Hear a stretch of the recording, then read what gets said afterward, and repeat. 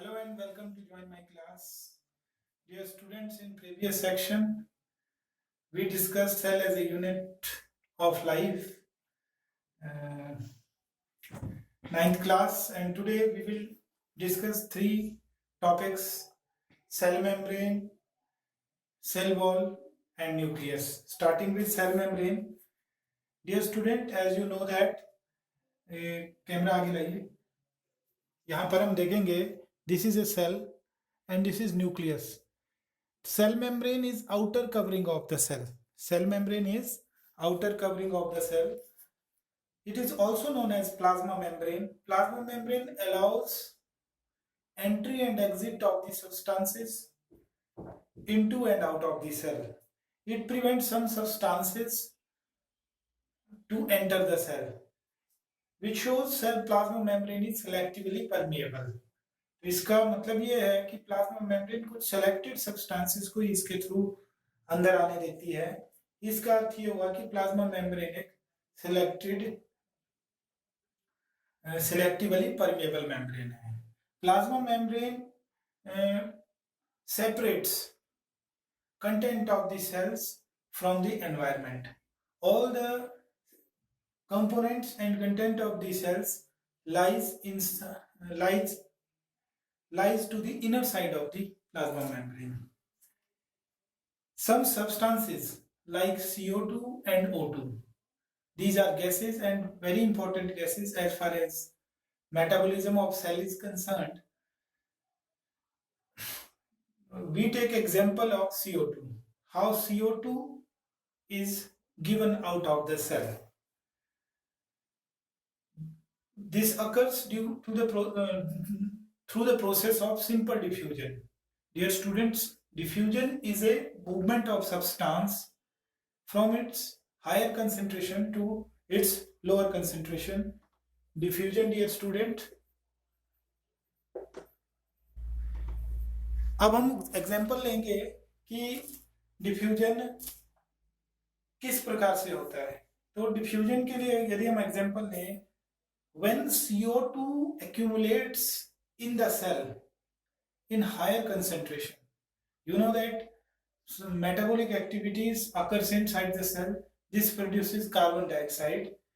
When there is higher amount of carbon dioxide in the cell as compared to outside environment, then carbon dioxide diffuses out of the cell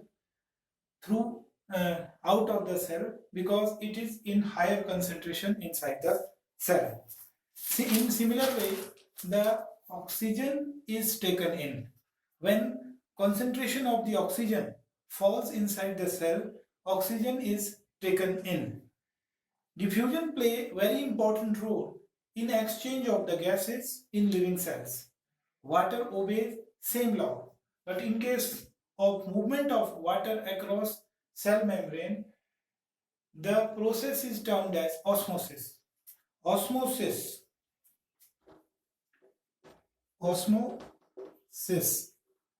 ठीक है. Osmosis is a process of movement of water from its higher concentration to lower concentration through semi-permeable membrane.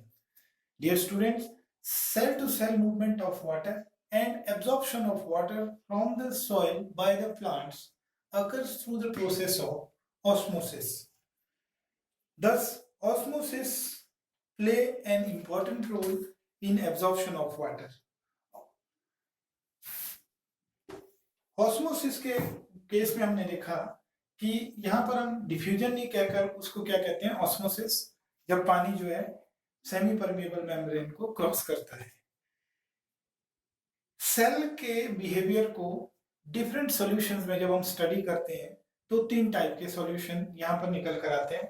वो तीन type के solution में पहला होता है hypotonic solution. Hypotonic solution. अब आइए हम देखते हैं कि हाइपोटोनिक सॉल्यूशन है क्या. वो हाइपोटोनिक सॉल्यूशन का अर्थ है कि if medium surrounding the cell has higher water concentration than the cells, means outside solution is very dilute. यहां पर इसको समझने की कोशिश करते हैं। सपोज दैट एक सेल को हमने किसी सॉल्यूशन में रखा, ठीक है।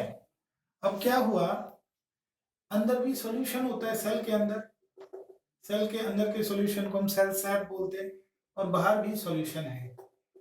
लेकिन यहां पर क्या हुआ कि जो सेल के अंदर का सॉल्यूशन है वो ज्यादा कंसेंट्रेटेड है as compare to the solution inside the cell, ठीक है। तो अब यहां समझना है, हमने आगे लाइए, यहां समझना है, यहां पर क्या समझना है कि सेल, इस केस में क्या होगा, बाहर पानी की कंसंट्रेशन ज्यादा होगी, अंदर पानी की कंसंट्रेशन क्या होगी, कम। पानी बाहर से अंदर की ओर भी आएगा और अंदर से बाहर की ओर भी आएगा, लेकिन यहां मेनली क्या होगा कि ज्यादा पानी अंदर की ओर आएगा और कम पानी बाहर की ओर जाएगा।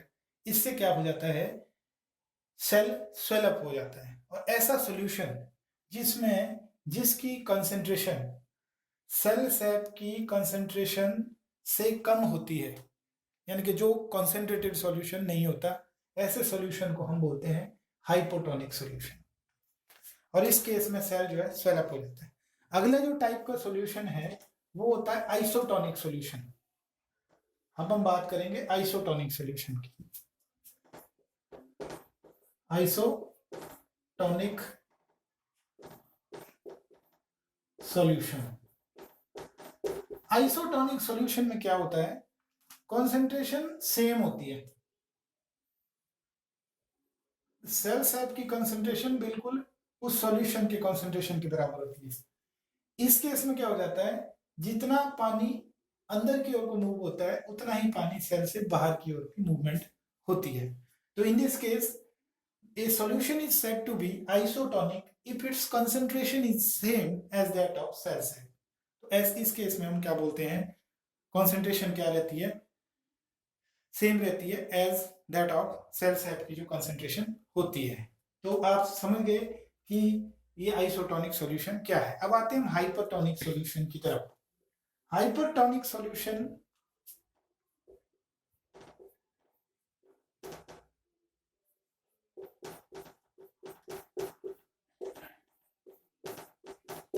हाइपरटोनिक सॉल्यूशन एक ऐसा सॉल्यूशन है जिस सॉल्यूशन की concentration is more as compare to cell sap. इस केस में क्या होता है, अंदर पानी की कंसंट्रेशन ज्यादा होती है और बाहर पानी की कंसंट्रेशन क्या होती है, कम होती है। ऐसे सॉल्यूशन में क्या होता है, पानी अंदर से बाहर की ओर को चल पड़ता है, और in this case shrinkage of cytoplasm occurs. Cytoplasm इसमें श्रिंक हो जाता है क्योंकि पानी बाहर को आ जाता है। ऐसा इसलिए होता है क्योंकि बाहर का सॉल्यूशन ज्यादा कंसंट्रेटेड होता है। ऐसे कंसंट्रेटेड सॉल्यूशन को हम क्या कहते हैं, हाइपरटोनिक सॉल्यूशन बोलते हैं, ठीक है। इसको आप डेली लाइफ में भी एग्जांपल देख सकते हैं। जब हम खीरा काटते हैं, खीरा के ऊपर जब हम नमक डालते हैं तो पानी बाहर की ओर को आ जाता है। ऐसा इसलिए होता है क्योंकि बाहर साल्ट कंसंट्रेशन ज्यादा हो जाती है और पानी बाहर की ओर को आ जाता है। ये हमारे डेली फिनोमिना में भी हम देखते हैं। तो ये हमने पढ़े अभी 3 टाइप के सॉल्यूशन, ठीक है। उसके बाद क्या है,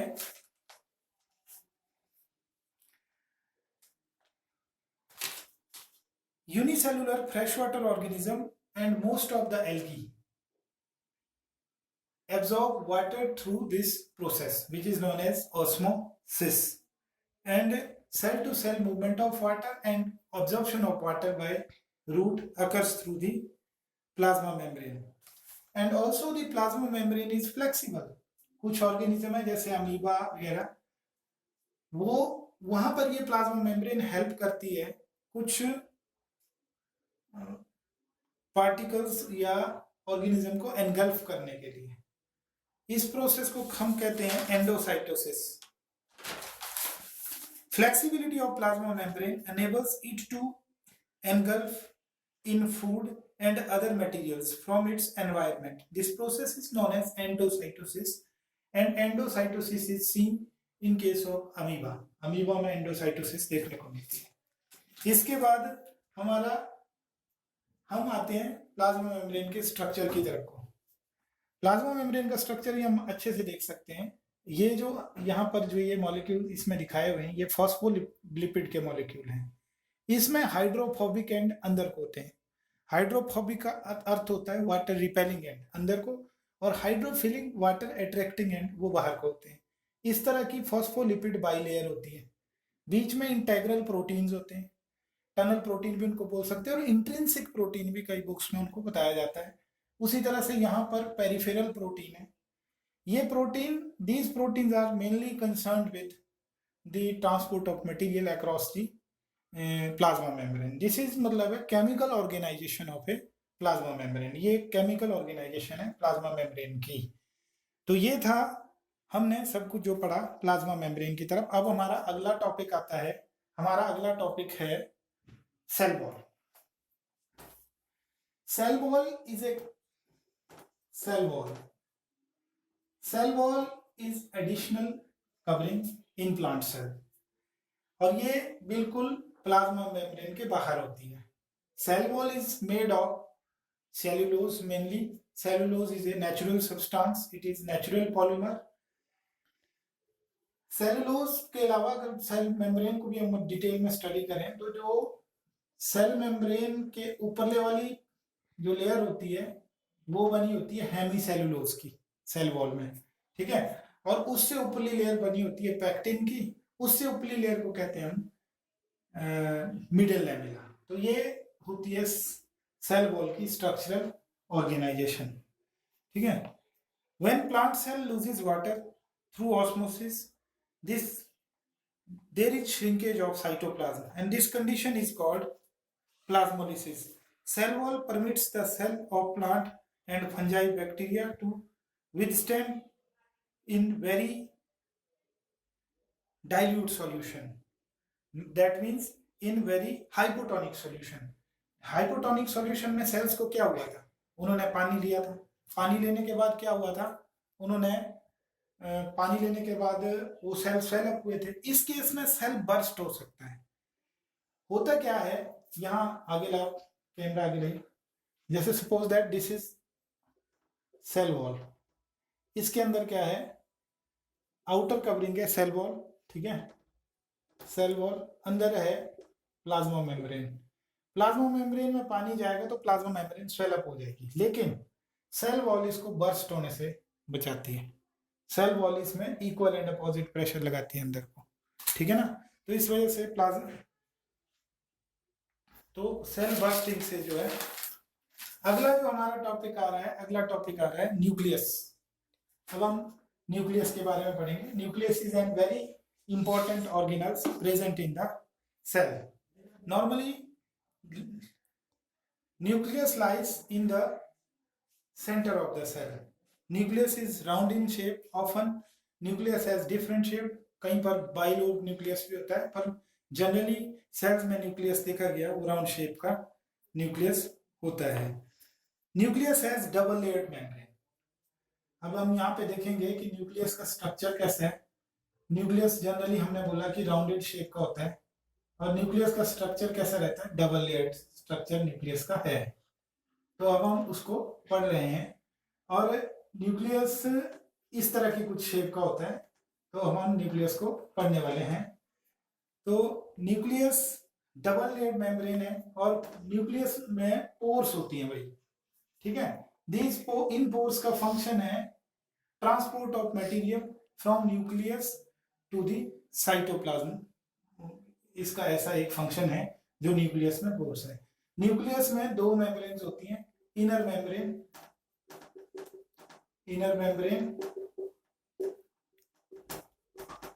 और दूसरी होती है आउटर मेम्ब्रेन।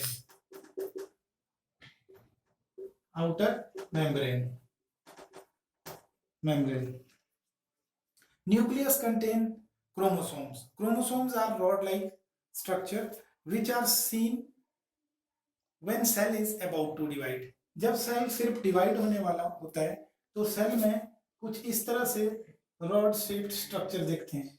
जब इनको डिटेल में देखा जाता है तो ये स्ट्रक्चर इस तरह दिखाई देते हैं, और इसमें एक सेंटर में एक कंस्ट्रिक्शन होती है। आगे लाई कैमरा, तो इसमें सेंट्रल कंस्ट्रिक्शन होती है, और ये इसकी क्रोमोसोम्स की ऊपर को आर्म होती है। जब इसको और मैग्नीफाई करके देखते हैं तो क्रोमोसोम इस तरह दिखाई देता है हमको, ठीक है। सेंटर जो है, सेंटर में क्या है, सेंटर में एक कॉन्स्ट्रिक्शन होती है जिसको सेंट्रोमियर कहते हैं, सेंट्रोमियर,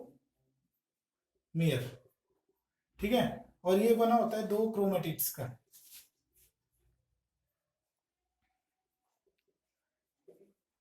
क्रोमेटिड्स का, ये क्रोमोसोम्स होते हैं। Chromosomes carry genetic information, chromosomes में जेनेटिक इंफॉर्मेशन होती है जो कि एक जनरेशन से दूसरी जनरेशन को पास ऑन होती है। Chromosome is made of DNA and protein, chromosome DNA और प्रोटीन का बना हुआ होता है। डीएनए, डीएनए का फुल फॉर्म होता है deoxy ribose nucleic acid. DNA molecules contain information necessary for constructing and organizing a cell।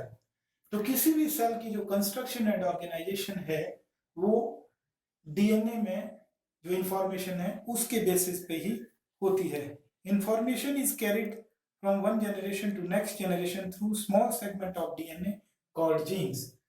DNA के ऊपर भी उसके छोटे छोटे सेगमेंट्स, जो हम डीएनए तो एक लॉन्ग थ्रेड लाइक मॉलिक्यूल होता है, डीएनए के छोटे से सेक्शन को हम क्या बोल देते हैं, जीन। एंड अगर जीन्स के बारे में थोड़ा हम डिटेल में अभी बात करना चाहें इस क्लास में, तो genes are unit of heredity.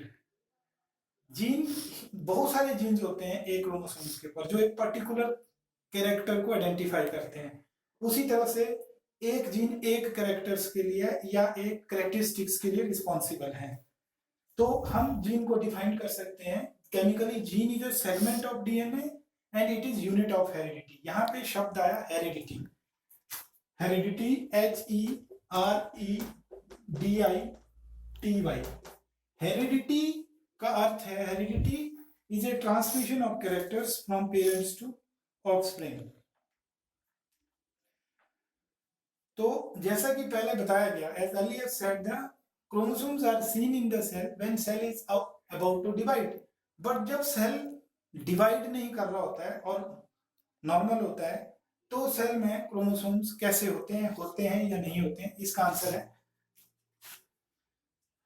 तब सेल में जो क्रोमोसोम नहीं होती बल्कि क्रोमोसोम की जगह होता है क्रोमेटिन। क्रोमेटिन होता है, chromatin is made of DNA and protein, एक कॉन्टिन्यूअस थ्रेड के रूप में इस तरह एंटेंगल्ड होता है, ठीक है। क्रोमोसोम के अंदर ही एक गोल गोल सा स्ट्रक्चर होता है जो डेंसली स्टेन होता है। जब हम इसको न्यूक्लियस को काय में देखते हैं, इलेक्ट्रॉन माइक्रोस्कोप के अंदर देखते हैं, उसको हम बोलते हैं न्यूक्लियोलस, न्यूक्लियोलस। तो इसको हम तब क्या कहते हैं, क्रोमेटिन। तो ये था सारा डिटेल्स न्यूक्लियस के बारे में। Nucleus plays an important role in reproduction. Reproduction का अर्थ है जब सेल एक से दो बनते हैं, न्यूक्लियस उसमें एक इंपॉर्टेंट रोल प्ले करता है।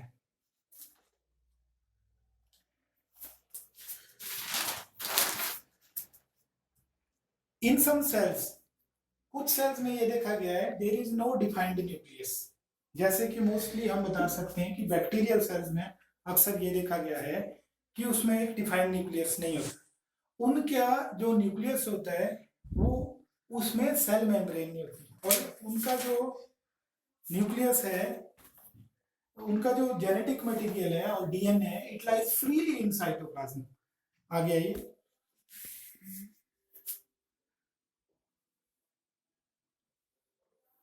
इस तरह से, जैसे ये बैक्टीरिया है और ये इसका आउटर कैप्सूल वॉल है। बैक्टीरिया की जो आउटर वॉल है वो कैप्सूल, उसको कैप्सूल कहते हैं, और उसमें inner to capsule is plasma membrane, ठीक है। इनका जो जेनेटिक मटेरियल है it lies free in the cytoplasm, ये साइटोप्लाज्म में फ्री होता है। ऐसे जेनेटिक मटेरियल को बोलते हैं न्यूक्लियोइड,